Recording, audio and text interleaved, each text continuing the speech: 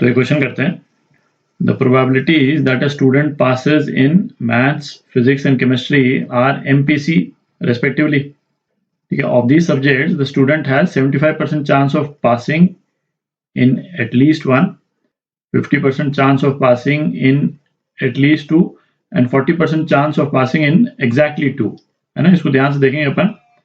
तो which of the following relations are true पूछा है, तो अपने को दिया हुआ क्या है, probability of passing maths paper ये M है, probability of passing physics paper ये P है, और पासिंग केमिस्ट्री पेपर ये C है। ठीक है, अच्छा ये तो अपन पहले भी देख चुके हैं कि इस तरह के जो क्वेश्चंस होते हैं जिसमें हम, है ना, स्टूडेंट जो है वो किसी टेस्ट को पास कर रहे हैं, तो कोई भी टेस्ट जो है वो दूसरे टेस्ट के आउटकम से इंडिपेंडेंट होता है। तो ये इवेंट्स जो हैं ये MPC ये इंडिपेंडेंट इवेंट्स हैं।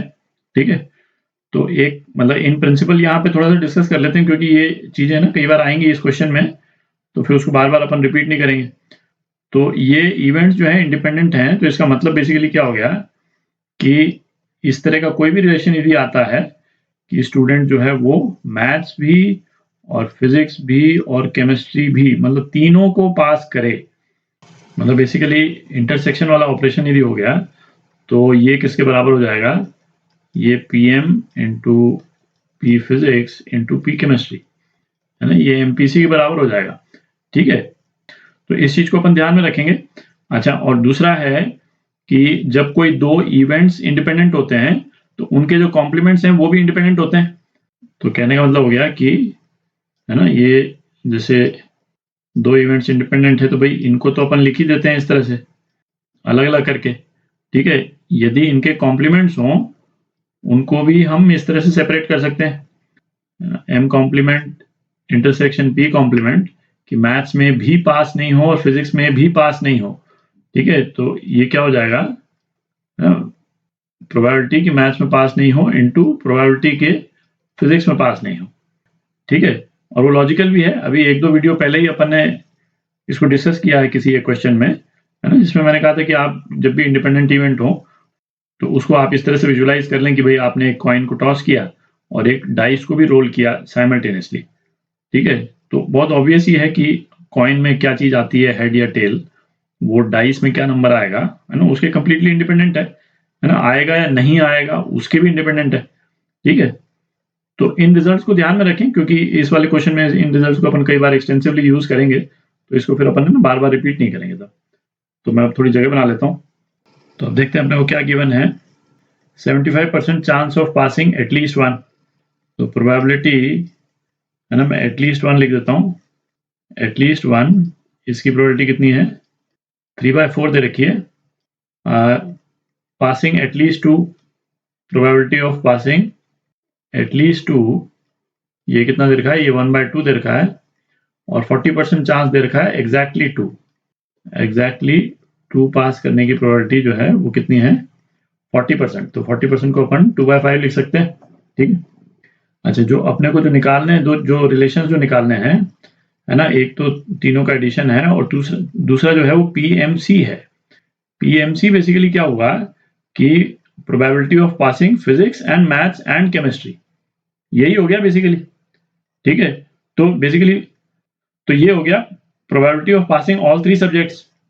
ठीक है, अच्छा इसमें हमको जो प्रोबेबिलिटीज दे रखी हैं उसमें आप देखें प्रोबेबिलिटी एटलीस्ट टू, है ना, ये क्या होगा, probability exactly two plus probability exactly 3, है ना, एग्जैक्टली 3 मतलब ऑल 3।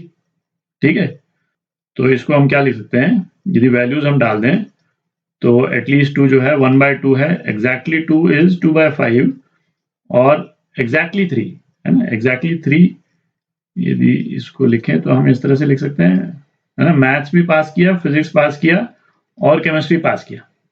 ठीक है, अब इसको दोबारा नहीं लिख रहे हैं तो इसको सीधा MPC लिख सकते हैं हम। ठीक है, अभी अपन डिस्कस कर ही चुके हैं। तो MPC जो है वो क्या हो जाएगा, 1/2 माइनस 2/5, 1/10 हो गया। ठीक है, तो एक रिलेशन तो आ गया अपने पास में 1/10, तो इसको नोट कर लेते हैं और थोड़ी जगह बना लेते हैं। तो MPC जो है वो 1/10 आ गया अपना, अच्छा, ये जो तीनों एक्सप्रेशन जो दे रखे हैं इसमें से सबसे छोटा एक्सप्रेशन जो है वो किसका है? प्रोबेबिलिटी एग्जैक्टली 2 का। ठीक है, भी प्रोबेबिलिटी एटलीस्ट 2 में प्रोबेबिलिटी एग्जैक्टली 2 और प्रोबेबिलिटी एग्जैक्टली 3 दोनों मिला हुआ है। ठीक है, और प्रोबेबिलिटी एटलीस्ट 1 में तो है ना probability exactly 1 plus probability exactly 2 plus probability exactly 3 है ना, तीनों ही एडेड होंगे। ठीक है, तो ये सबसे छोटा एक्सप्रेशन है। इसी को सिंप्लीफाई करके देखते हैं कि कोई एक्सप्रेशन यदि अपने को मिल जाता है यूजफुल, तो प्रोबेबिलिटी एग्जैक्टली 2 ये क्या होगा? प्रोबेबिलिटी एग्जैक्टली 2 है ना, मैं सीधा ही लिख रहा हूं कि मैथ्स को पास किया, फिजिक्स पास किया और केमिस्ट्री पास नहीं किया, है ना। तो केमिस्ट्री पास नहीं किया की प्रोबेबिलिटी क्या हो जाएगी, है ना, बेसिकली पी सी बार हो गया, जो कि 1 माइनस सी के बराबर है। मल्टीप्लाई इसलिए कर रहे हैं क्योंकि इंडिपेंडेंट इवेंट से अपन डिस्कस कर ही चुके हैं। प्लस मैथ्स पास किया, केमिस्ट्री पास किया, फिजिक्स पास नहीं किया, प्लस फिजिक्स पास किया, केमिस्ट्री पास किया, मैथ्स पास नहीं किया। ठीक है, और ये हमको कितना दे रखा है? 2/5 दे रखा है।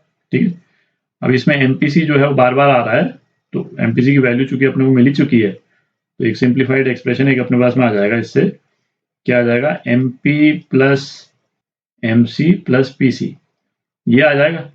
ये कितना आ जाएगा? 2/5 प्लस ये एम पी सी जो है वो 3 बार ऐड होकर के इस तरफ आ जाएगा, तो ये 3/10 हो गया। ठीक, तो ये कितना आ जाता है?